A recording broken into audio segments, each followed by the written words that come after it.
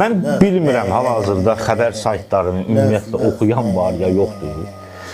Ümumiyyətlə sosial şəbəkələr belə daha da populyarlaşandan sonra, artıq xəbərləri video görüntü halında paylaşandan sonra inanmıram ki, bu xəbər saytlarına kimsə göz gəzdirsin.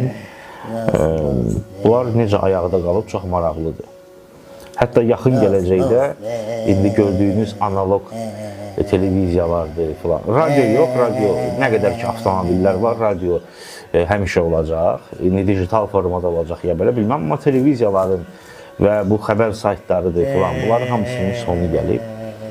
Çünki özlərini ciddi aparmırlar da, belə gic-gic xəbərlər paylaşırlar.